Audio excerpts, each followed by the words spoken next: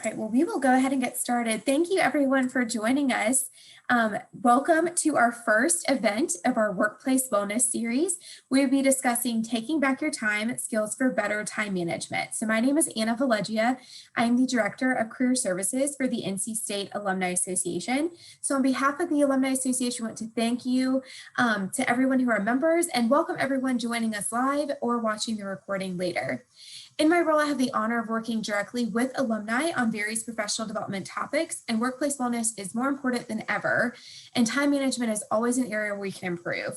So we are thrilled to be partnering with Wellness and Recreation. So just a few quick housekeeping items. So this event will be recorded. We welcome all questions during the event, so please just use the chat feature, and be sure to make sure to mute during the presentation so that we don't have any additional distractions. But thank you all for being here. And without further ado, I would like to welcome our wellness expert and presenter, Trumane Lee. Thank you, Trumane. Oh yeah, no problem. Thank you, Anna, for the awesome intro. So I just want to thank everybody for coming and being a part of the Alumni Association's Health and Wellness series. I know this is the second one I believe we've done for this semester, and so I hope that they've been helpful, they've been impactful, especially with the tips that we've given. And so this is going to be another iteration. This one's going to focus more on time management. So the title of this one is Taking Back Your Time, which is something we all can benefit from. And so without further ado, I'm going to jump into it. What I did was I took some feedback from Anna, based on your critique of it. And so what I want to do is beef it up a little bit. So I did that. So hopefully, you'll find that a lot of information really speaks to you in it. So let me go ahead and jump into it. Let's see. And share screen. And this is the first time I'm kind of working on two monitors, so this should make it a lot better.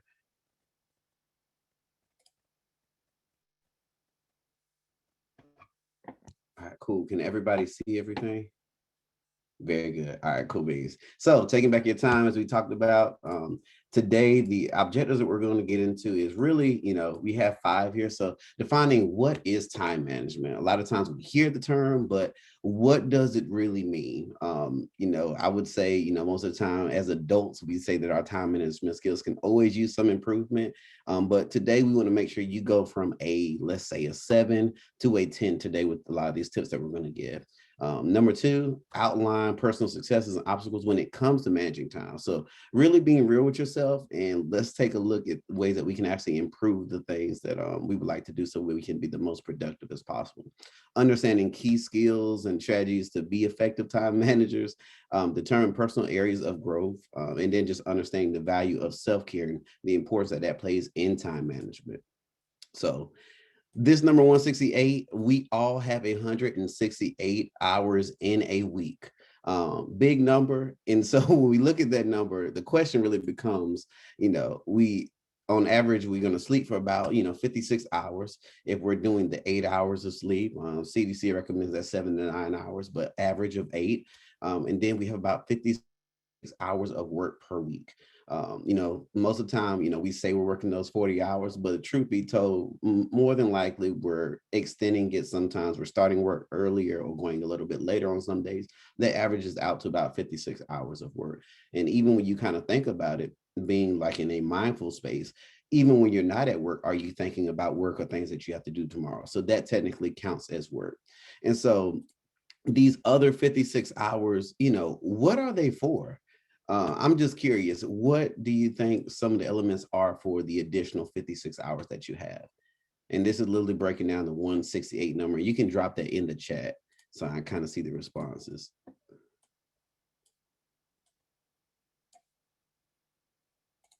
Yeah. Eating, prep, cleaning, cooking, transportation, childcare, housework, yes. Laundry, exercise, family time. Absolutely. Dog walking, volunteer work, errands. This is good. All of the above. Absolutely, Yvonne. Leisure, TV, games. Yeah, so when it comes to that, it's literally all the other things. The remaining hours are pretty much what we choose based on our values, goals, and dreams. That's pretty much what we do. If we want to have a family, then that time's going to be dedicated towards that. If our goals is working out, engaging in physical activity, that's where our energy is going to be spent. If we have some essential things we need to do, like taking care of the house, making sure we have clothes to wear, so laundry, things like that, that's going to take that other 56 hours that we have remaining out of the 168. And so on an average day, I'm not sure where they pulled this from. I know I looked at a couple different charts, but this is, one of the average day diagrams that was set out. And so if you look at it, you'll see sleep takes a huge chunk of that at that 33% if we're doing it correctly. Work is going to take about 30% of that time. And then even transportation, you have to include that too. So going to work, traveling home, that's another hour on top of the 7 hours that they're kind of calculating. I would round that to be about more like 9. And then you're going to have that lunch hour as well as dinner time. So you kind of just see this diagram, how it kind of breaks out for our day. Exercise, if you are exercising, let's say, some of us exercise less than an hour, some go more than an hour, just know that accounts for 4% of your day already. And then, of course, dinner time, anytime you eat, that's going to take another 4% at those times. Breakfast is probably the shortest percentage out of our day. But yeah, this is just kind of an overview. And this recreation literally accounts for all the other things that we choose to do. So that is our leisure section. And so this is a quote by Mark Twain. If it's your job to eat a frog, it's best to do it in the morning. And if it's your job to eat 2 frogs, it's best to eat the biggest one. And so just curious, hearing that quote, what does it make you think of? And you can drop that in the chat.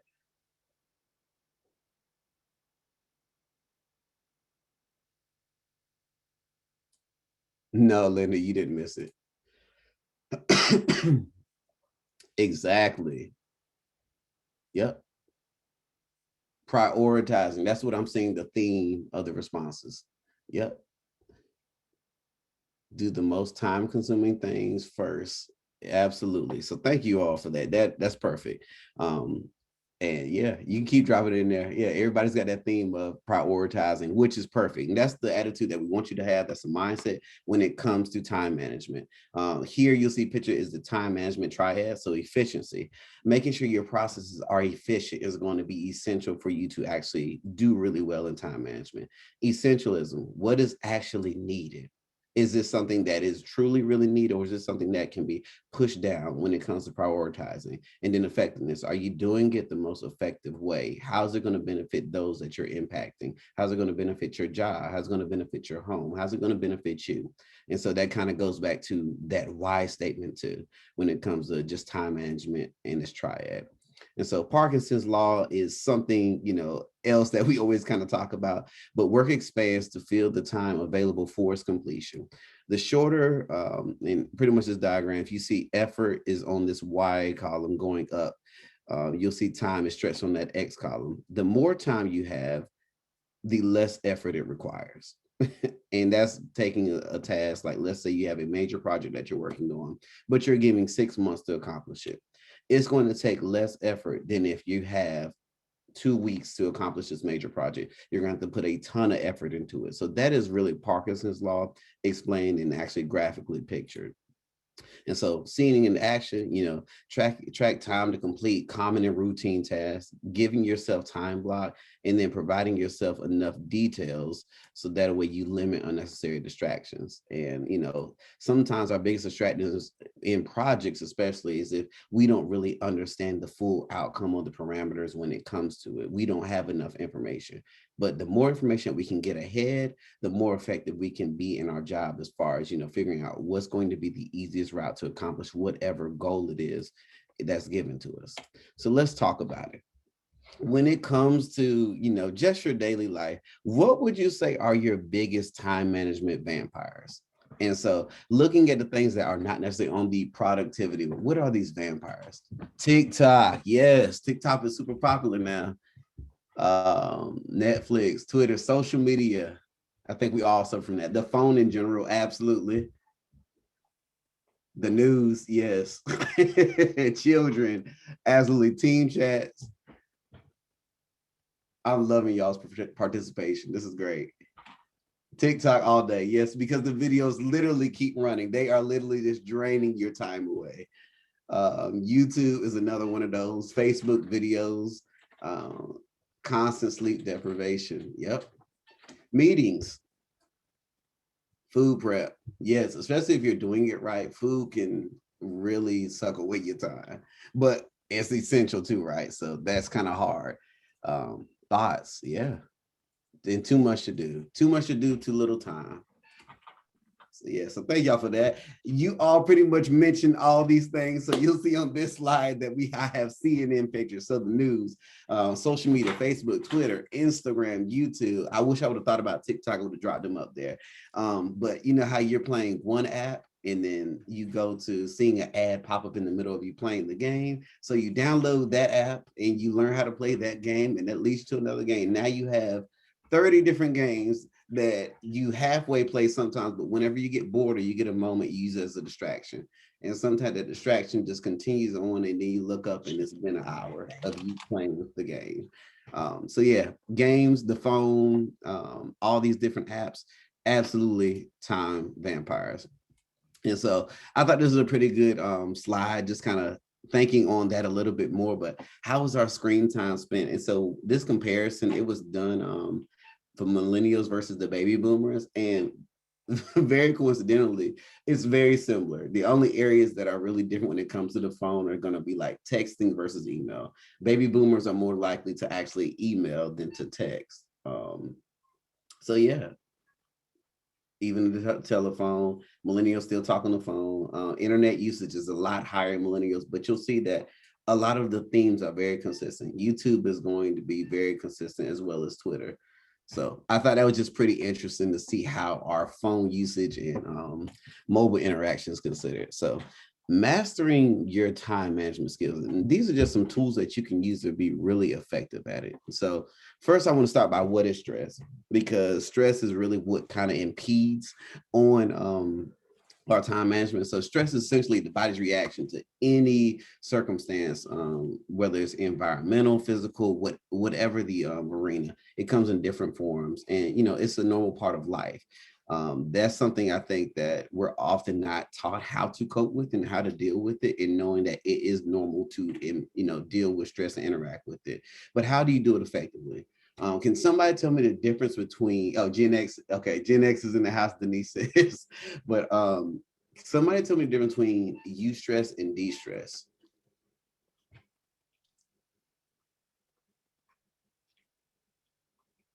And if you want to come off mute, you can. I don't mind. Eustress is good stress. Yeah, exactly. That was Amy, right? And Jenny. Jenny, okay, looking at the wrong picture. Got you, Jenny. Yes, eustress is the good stress. That's going to be stress that motivates you, excites you to do different things, accomplish goals, and all that. De-stress is the one that is super harmful to you. And eustress, it has its own ways. It's beneficial in most cases, but sometimes when it starts leading to over processing and being stuck in something almost like a manic phases, that's the only time it gets unhealthy. So yeah, learn a new word today. Eustress. Awesome, Kimberly. And so we always talk about this stress curve. And so what I like to point out with the stress curve is that performance versus pressure. We always talk about employee well-being, but if you don't have enough pressure, that's always going to lead to some type of boredom. That's just how it is. If you don't have enough pressure or fulfillment in what you're doing, it's going to lead to boredom. But if you have that great amount of pressure where you can kind of oscillate in this high motivating arena, that is where you want to reside. Now, the problem is whenever our stress levels get too much. And when this stress level gets too much, you have different phases and categories to it where you're going to start to feel fatigue, exhaustion. Eventually, you're going to get sick, and then your body just breaks down altogether. And so this is where, this fatigue section is never where we want you to be. This is beyond stretching.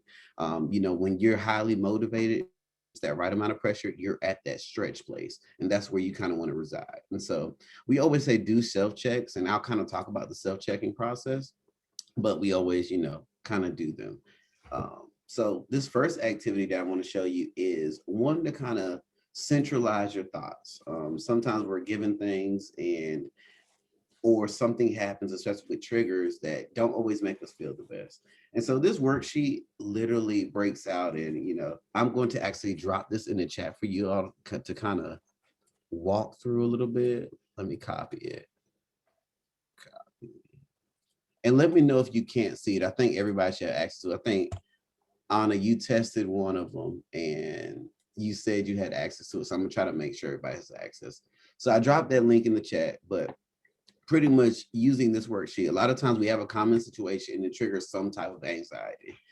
And so what we want to do in this one is in this first block, we want to write out access denied. Denise, gotcha.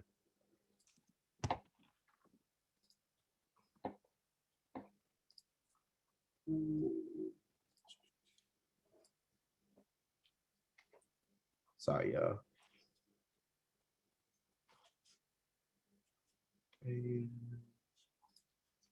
Change. I forgot sometimes you all do not have the NC State email addresses.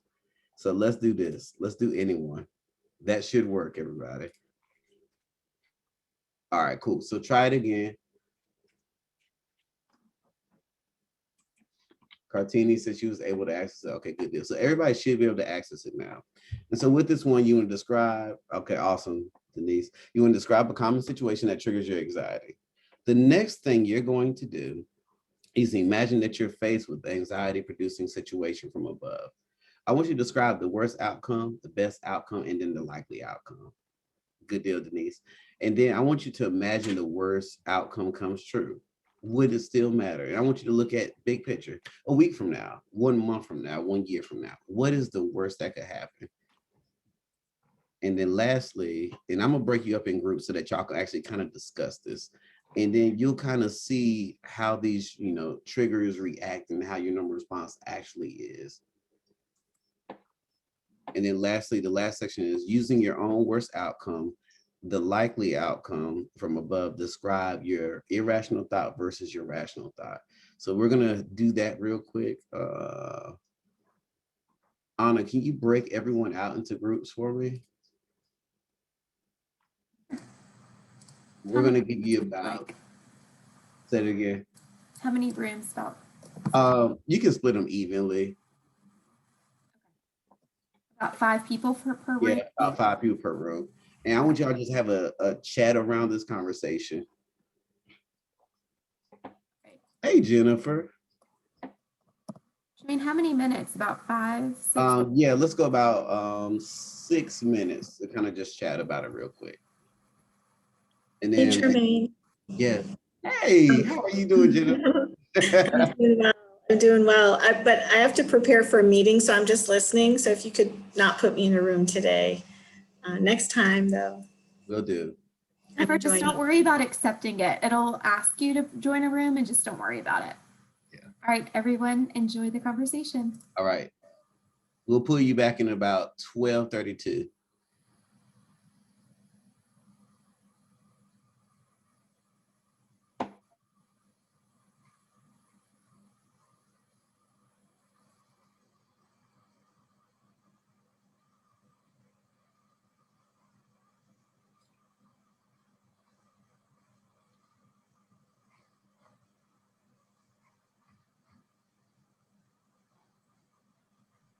But yeah, I was looking at the time, so I was trying to figure out if I wanted to actually do this portion or not, but we have good timing. Nice.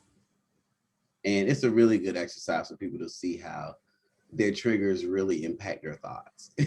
Yeah, absolutely. The worst that can happen versus the most likely case. So let's see how rational our thoughts actually get. It's so strange. I guess some people haven't joined the room yet, and so some people have like 2 people, and other people have much Oh, more. that's so weird.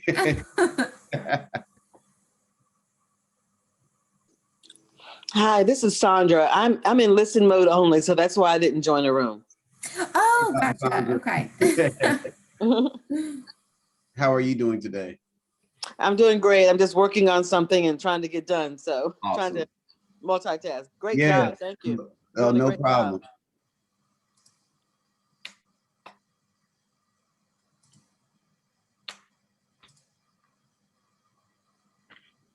Gotcha, Jennifer.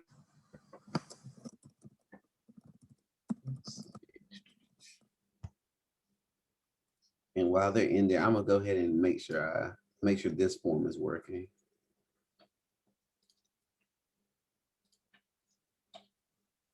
Update, you can view it too. I do that all the time. I think I look at it and it's just for NC State.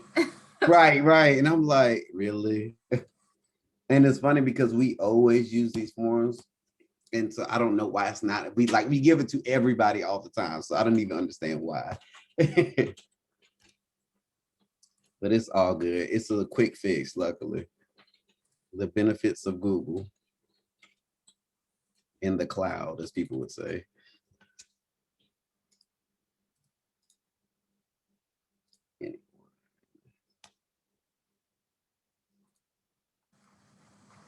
I guess at like 12:31 we can, or 12:30 we can say they got like a 2 minutes remaining.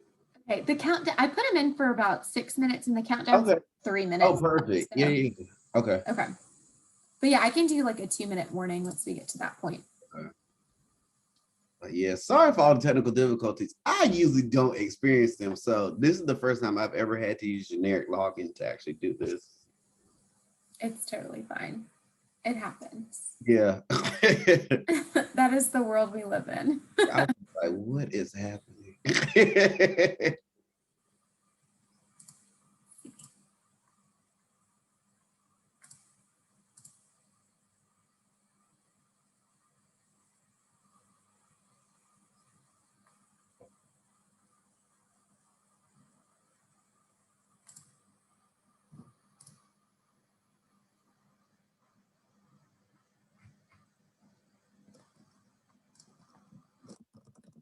And more than likely, I'll use the second activity as more of an explanation of the sheet, because it's hard to actually write all that stuff down. You don't have enough time to, realistically, in the time blocking worksheet.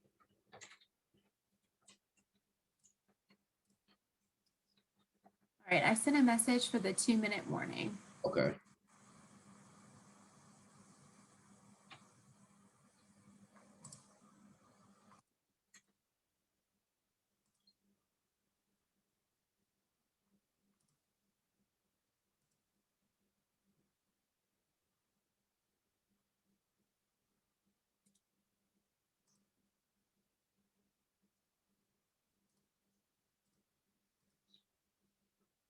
Trumane, are you doing the one next week too? I am doing the one next week. Okay, awesome. I was gonna make a plug at the very end, just with the conclusion, if you want me to. Okay. Yeah, I'll be doing the one next week. Wonderful. I feel like that one is the it's almost like our disconnect to reconnect one, I believe. And I may be reaching out just to see some of it, just to. Yeah, building connection in the virtual world. So more of that community building.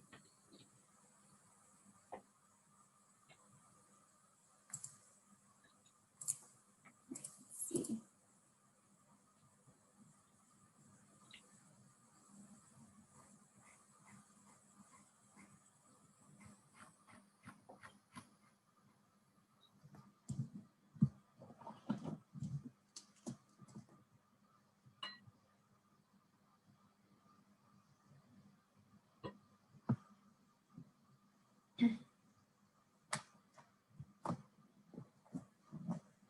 All right, we got 20 seconds until we'll start seeing people come back in. All right.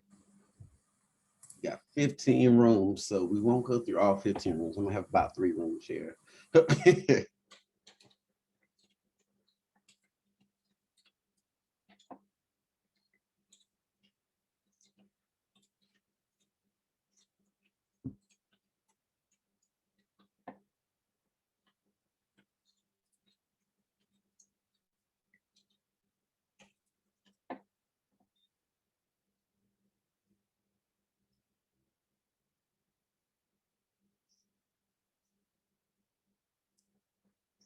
Is everybody back yet? We all coming back? Well, good deal. So I'm going to ask, let's do about 3 groups. Oh, they're all coming back now. I'm gonna wait. I think we got about 77 people. I know everybody's coming back. Come on in the room. All right, everybody. So with this, since we've now done that kind of exercise and activity, I want to see what you guys have learned from it. And so I want a couple of groups. We'll do no more than 3 because we had about 15 breakout groups. But you know, you can have one person just kind of speak up and share what your group experienced, which group kind of learned from doing this exercise. And let's kind of talk about your thoughts. You know, a lot of times we have irrational thoughts and we don't realize how irrational they are until we actually start processing and looking at compared to our rational thoughts. So let's see how irrational our thoughts have gotten in just, you know, your sample situation or whatever your group kind of came up with to discuss. So yeah, somebody can come off speaker or raise their hand. Hi, it's Tanya Johnson. The group that Tanya. I was in, and I'm sorry, I'm off camera. That's what I was telling them. No, you're fine.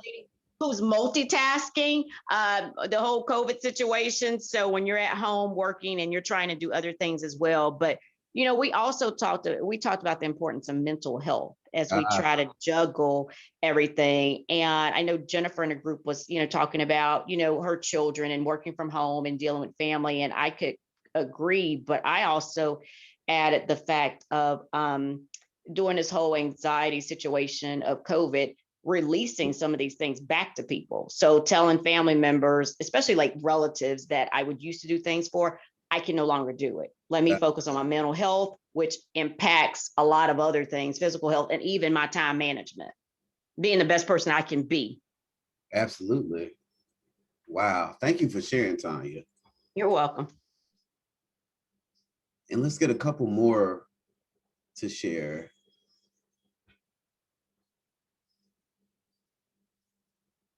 Alyssa, you can go ahead. One thing that I thought was interesting that came out of it is the person who volunteered, the how realistic the worst outcome was. The other person was like, that's not really going to happen. If the fear is you're going to be fired, you're not going to be fired. So so to really kind of reframe, is that really the worst case scenario? And I thought that was really interesting because I think a lot of times we do think the worst case scenario is going to be worse than it will be. Absolutely. That even just to remind ourselves, like, is this the realistic worst outcome, or am I just going to be embarrassed in front of people? So I thought that was really interesting. Yeah, that's the whole premise of the exercise. And I think just doing it, it literally puts things in perspective. That it's not that bad. Our situation is not that bad. Let's get one more person to share. Thank you, Alyssa. Let's get one more person to share, and then I'll continue on. Checking for hands raised. Come on, I know we got one more amazing volunteer. All right, cool. I see it here. I'll go. All right, go ahead. Elizabeth had her hand raised. Sure. Our group just spoke about self-care, which is similar, you know, to the first response that we spoke about a few minutes ago, but a good night's sleep, just as simple as that. Your mind, you have a different vigor, you have a different excitement, you know, kind of live up to your standards, if that makes sense. That, you know, if something comes along and maybe you're not as primed to talk to it or communicate it, or a question comes up, or you know, just having a clear mind and a good rest actually gives you just a different spring in your step. Absolutely. And that's I appreciate you sharing that, because self-care is something I'm going to get into at the end, because it is super important, especially for your well-being, ending your rational thinking, just being able to rationalize, especially that sleep component, because that is part of restorative time. And so that's a great segue into the next slide. And let me go back to sharing my screen.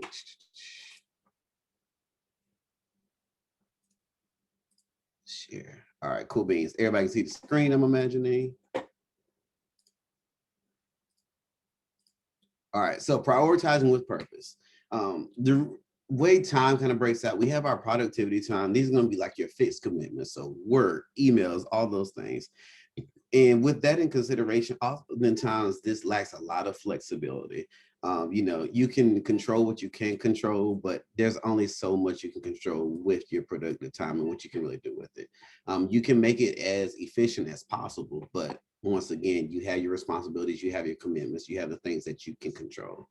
And do within that spectrum. Then you also have your restorative time. And these activities essentially include, your daily living, the things you do leisurely, whether it's laundry, cooking, exercising. This is going to be your restorative time.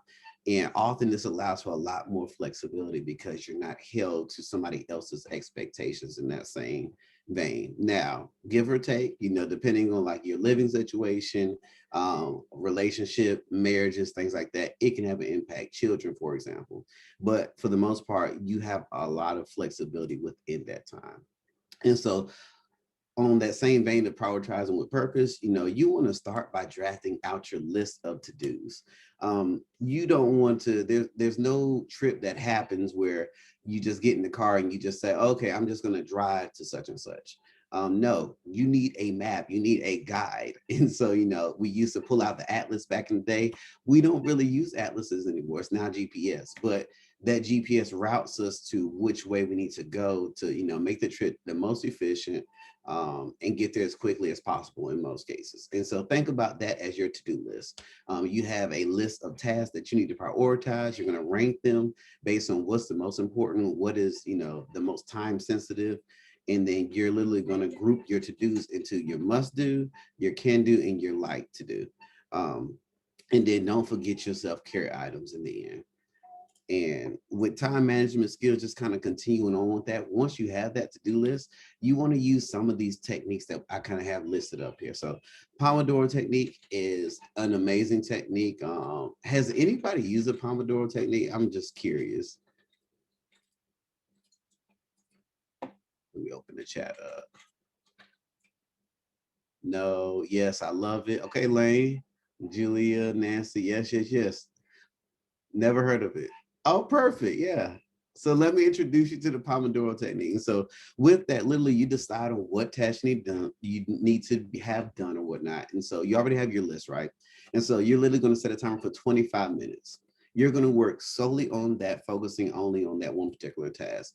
Once your timer goes off, you're going to take a 5-minute short break. Once that happens, you're going to repeat the cycle and you're going to do it a total of 4 times.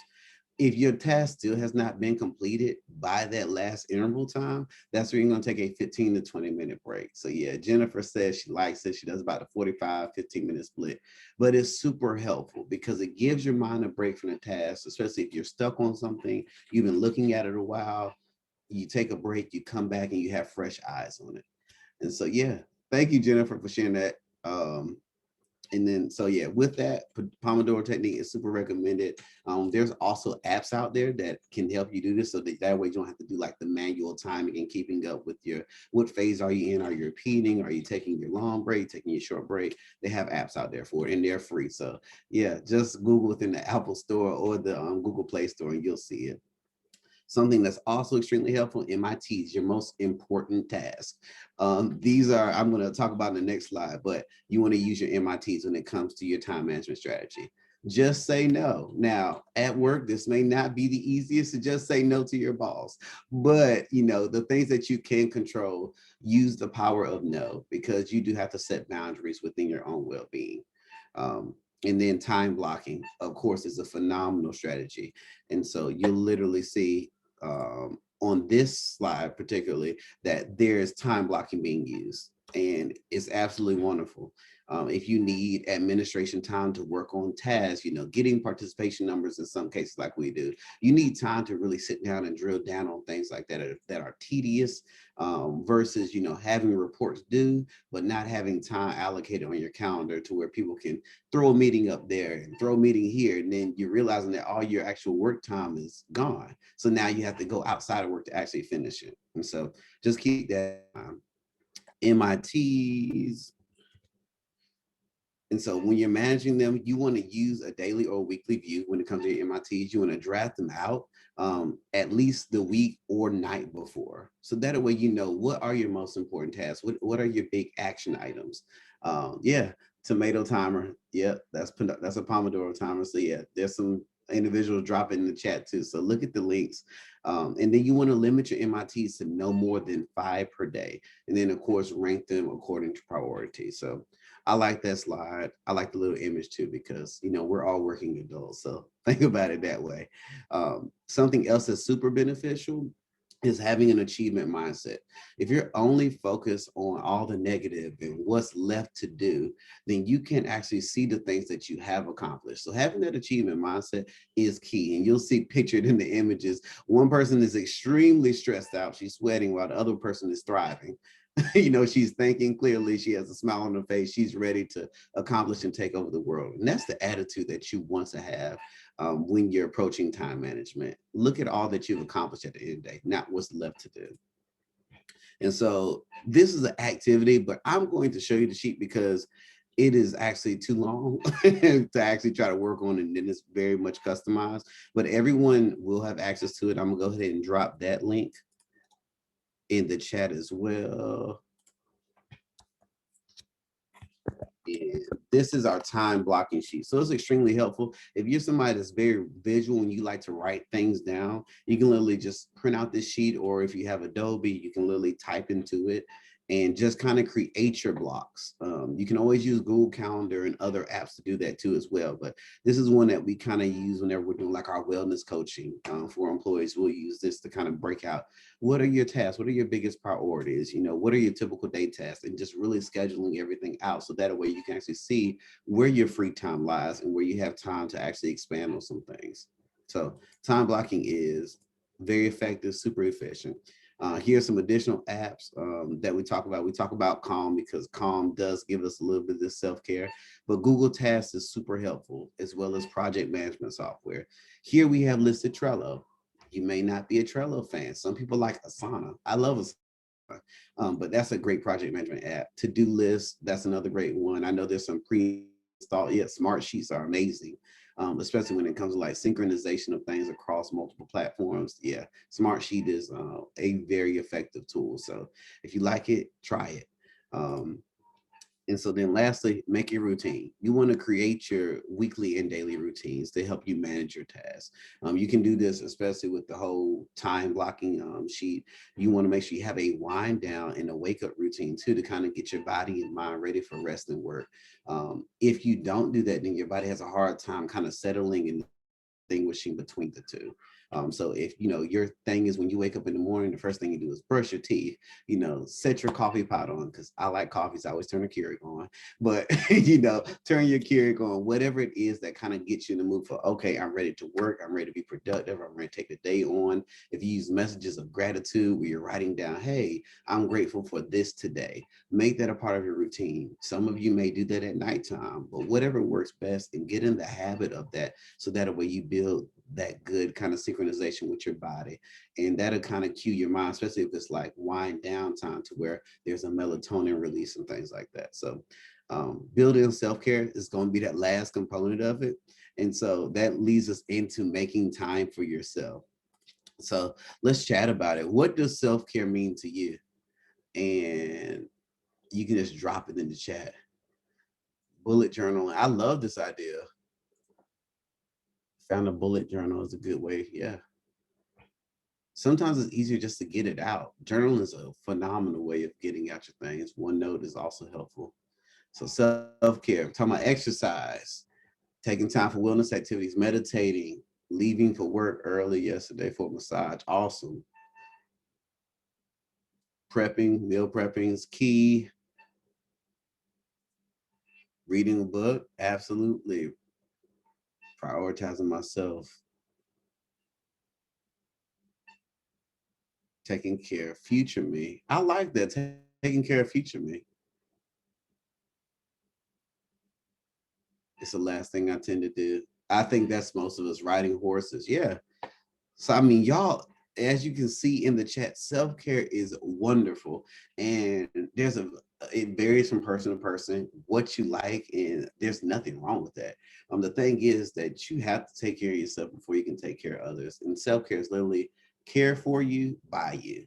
Only you know how to really encourage yourself, make yourself happy, and do all the things that are really going to nurture your flower per se. So I always kind of think of self-care as imagining that you're a plant and making sure that you have the proper nutrients and do the things that makes you happy so that you can be the best version of yourself when you're presented before others. And so here are some self-care practices at work. Stay hydrated. Make sure you're drinking your water. I know a lot of times, we may get headaches and things like that, or our processing is off. Water hydration is going to help you with this. So stay hydrated. Take a break when you need to. Go for walks. If you need to, do some type of stretching or some movement, engage in that as well. But be flexible. Be willing to know that, there may be some random things that come and go your way. But take them with a grain of salt. Just be flexible. Listen to your body and utilize resources. If you need help with something, don't be afraid to ask. And so those are just some self-care practices we always recommend for work. And recognizing self-care isn't selfish. That is key, Reginald. Thank you for sharing that. And so some emergency self-care questions. These are some things when you start getting out of whack or feel wonky or anything like that, these are some things you want to ask yourself. Did I get a good night's sleep last night? Do I need to go to bed earlier tonight? Or what ways can I make sleep better for myself? Have I had a drink of water? Have I taken a moment for myself? Have I done necessary things for me to function? And when I think about that, did I get good night's sleep last night? This is something my wife and I, we had to kind of reevaluate. Our daughter was staying up, we would read books and all that every night, but she wasn't getting to bed till 11:30 and she's 4. At the time she was 3. And so we said, we've got to do something better because we're not getting enough sleep, especially now that we have a 2-month-old newborn. So you add that into the mix and we know we're not getting any sleep. So with that, we just had to reevaluate our process. Now she's in the bed no later than 10. Yeah, Lane's with me on this one. She's in the bed no later than 10 now. And now my wife and I are able to kind of settle down and, get our son bathed and his nighttime routine. And he's out for the night for the most part until like 4 hours later, right, when he wakes up. And so it's extremely helpful. So these are just some things to kind of check yourself. Congratulations, Elizabeth. But yeah, use these emergency self-care questions. So self-care in 3 steps. Ask yourself, what do you need? What do I love? And then how can I make time for it? That's just self-care in a nutshell. Continue on with that vein. I'm gonna go back. Self-care is different for everybody. So keep that in mind. And then, this one just kind of pictures that there's all types of self-care. So whether it's physical, emotional, social, spiritual, personal, financial, work, or, space related, just kind of look, or space or environment, just kind of look at those different categories and figure out what will make you happy in those different arenas. And so just keep in mind, y'all don't have to remember all this. Don't take notes on it because we're going to send these slides out to you.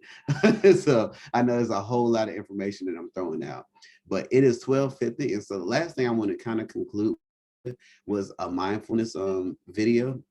And so let me stop sharing and reshare because I need to turn the audio on.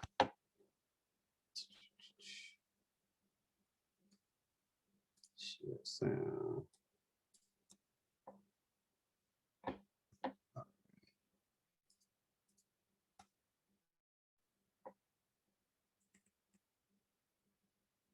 A mindfulness meditation. So with that being said, this mindfulness exercise is really just going to have you do some deep breathing, follow the voice, follow the sound. If you want to turn your camera off so that you can really engage with it, please do so. But it's about 9 minutes, so it'll literally end right at the end of our time. But yeah, just listen and just kind of follow the voice.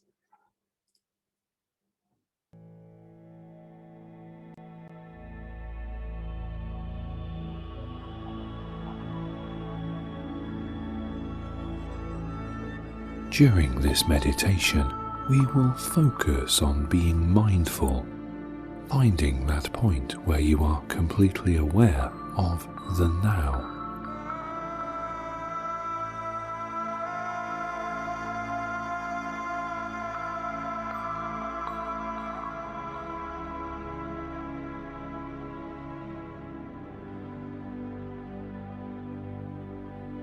Find a time where you will not be disturbed.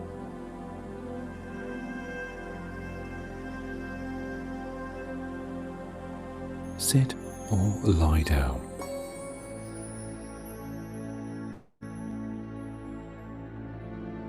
Whatever thoughts come and go in your mind at this point, simply observe them as if from a distance.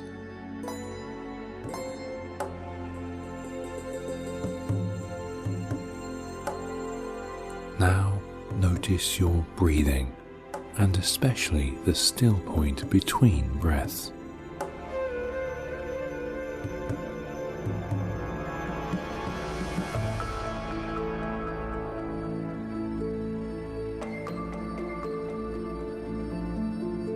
Breathe in through the nose to a count of 4 and out to the count of 6.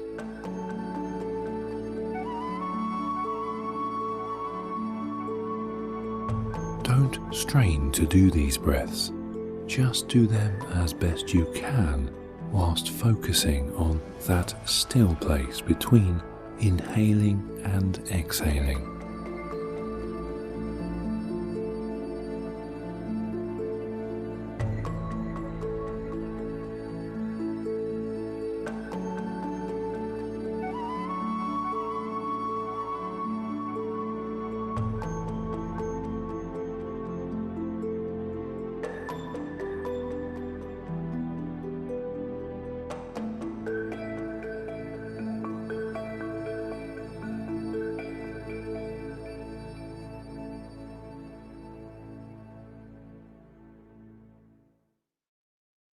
If thoughts intrude, see them as coloured balloons, as separate from you, and let them go. Let them float away.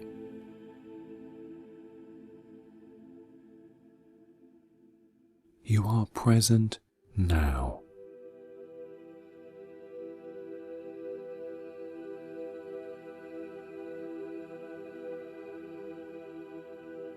You are not controlled by your thoughts. You can acknowledge that they are simply that, thoughts. They proceed from you, but they do not own you. You control them.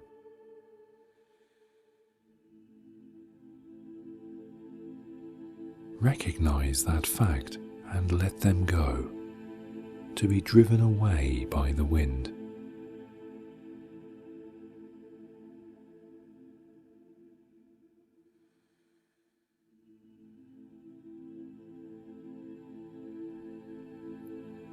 Be conscious of the beat of blood within you.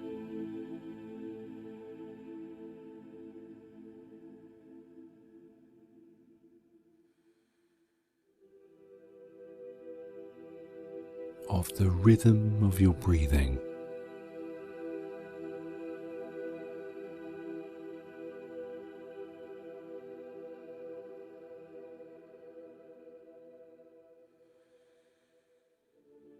The brush of clothing against your skin.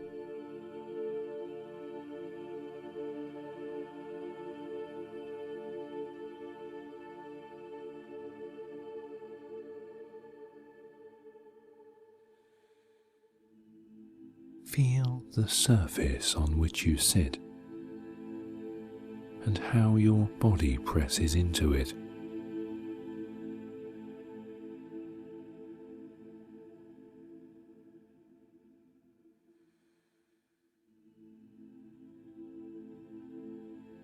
Be aware of any scents that you can smell or colours you can see.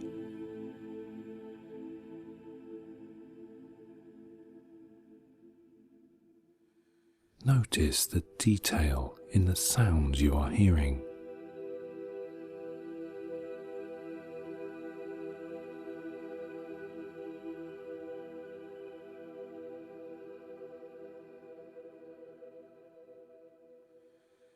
Feel the temperature of the space you are in.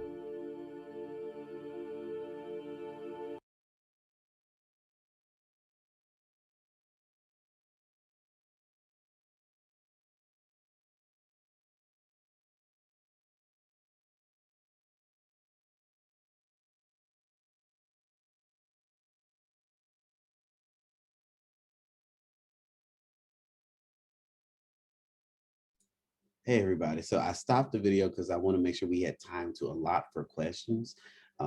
It's a 9-minute video. I hope that you felt good doing it. And if you want the full video, I'll be sure to include this in the actual slide presentation when I send it out. And so with that being said, if you could just give yourselves a few moments, because I know you were in that practice, give yourselves a few moments to come back, and then we can carry on to the question point. So what questions do you have for myself?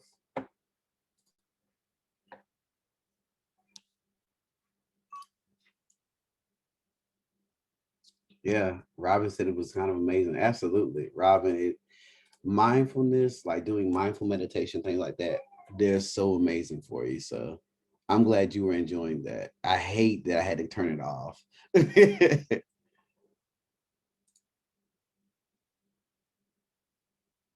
Yes, I will share, Reginald. Absolutely. Yes, Robin, go ahead. You're on mute. So I don't want to sound like, oh, my worries are more important than other people's worries. I don't mean that, but so the volunteer thing that I do is very sort of, it's dog rescue. So there's lives involved, right? It's hard Yes. to let go of that and think, well, if I don't do something, will it really matter? And sometimes, yes, it really will matter. But yeah, you can't be on all the time, right? I can't save every dog that comes across my path. So it's hard to, do you understand what I'm asking? Yes, you can't be everything for everybody in every situation. That's almost what it sounds like. And that's hard. I would say that's a challenge. I think we all kind of experience that. But we can control what we can control, right? And do the best that we can with what we're given. And so I feel like that was a little different, a little deeper. But yeah, I get what you're saying. Let's chat more about that offline. How about, yes, let's do that. Thank you, Robin. Wonderful. Well, I do think we're at the hour, so we want to make sure to respect everybody's time. So thank you so much, Trumane. This was wonderful information. So we will be sharing this with you, the video and or the presentation, the recording, all of it you'll get after the fact. So be on the lookout. And on behalf of the NC State Alumni Association and Wellness and Recreation, we want to sincerely thank everyone who has joined us today or who will be watching the recording. And we hope to see you next week on Tuesday, March 9th at noon. We'll be discussing building connections in a virtual world. So thank you, everyone. We hope you have a wonderful day and go Pack. Bye, everybody. Thank you. Bye.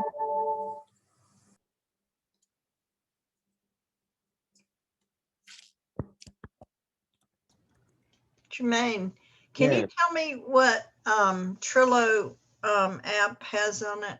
Yeah, so Trello app, it's a project management software, and literally you can make different boards and things like that with it.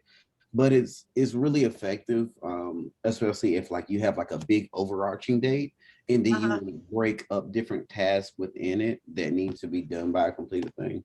But literally, Trello.com is pretty much the site where it's hosted, and it's a free app. They have it for your phone as well. So computer, phone, you can use the same login for it, and it'll pull all your things together. I personally like Asana. How do you spell that? Asana is ASANA. ASANA. NA. Yeah. What is that? Yeah, Asana, it's a project management software. The cool thing about it is like very much like Trello, you can have multiple people on teams working in it. And so literally you can share documents within it. You can see everything broken out within the major projects. You can create like a project board. Like I'll give you an example. For our fall and our spring semesters, we have all these different programs and things that we put on, right? But we have to prep for them. And so like the spring is broken out by like our big overarching things. So we'll have like our newsletters as one of the many projects within our spring. We'll have all of our education and workshops that we do, education sessions and workshops. Then we might have a segment where we have like our wellness challenges broken out. And so literally within that, we create all the tasks that need to be done and make sure people are assigned to them so that way they know what needs to be done. And you can literally do this for yourself too. So it's like literally taking a spreadsheet that you would normally create with like all your tasks and date that is doing all that, and literally you're putting it into this new format where it's nice visually, and then you can export the data too. So like you can literally export and see who's working on this, what's the current status of the project. Are we green? Are we red? Are we having some trouble? Do we need discussion? You can hold conversations within it, so that way your team members can see, what's actually happening on certain projects or the status of it. And so, yeah, I really like us on it because literally even projects as well as the task subdivision of tasks underneath of it can be dated, where you don't have that feature in Trello. Okay. That's why we switched to it, but it's something nice to try. And like, if you want to like compliment somebody like quickly, it has like little compliment features where, you like good job, thumbs up, and it just happens. And it has like little images or graphics that pop up too for the person. So it's pretty cool stuff. Okay, thank you. No problem. You're welcome. You're welcome, Linda. I'm so glad it's helpful. Thank you, Sam. You're welcome. Take care. Bye-bye. Absolutely. Bye, y'all. Have a great day. Sam, real quick. Hey, how you doing? Doing great. And thanks for managing and leading this. That was very helpful. Quick question. I know there are a couple of links that were shared in the chat. Yeah. And I know the video and the decks were going to be shared later on, but are those links going to be included? Do you know? Yes. I will share the links. But what I'll do is right now, so you can have them, I'll just drop the two in.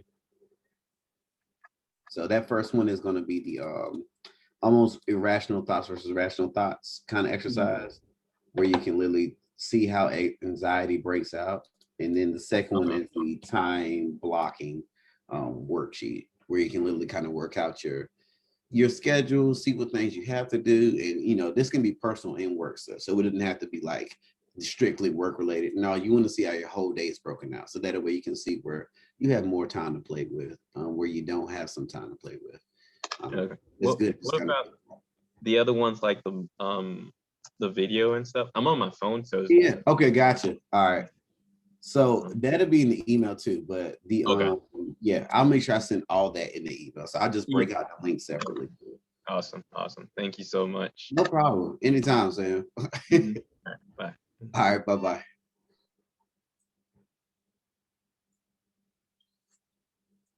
All right, thank you all. I will be hopping off now. Let me know if y'all have any questions. I'll just drop my email in, and it's TALE5@ncsg.edu.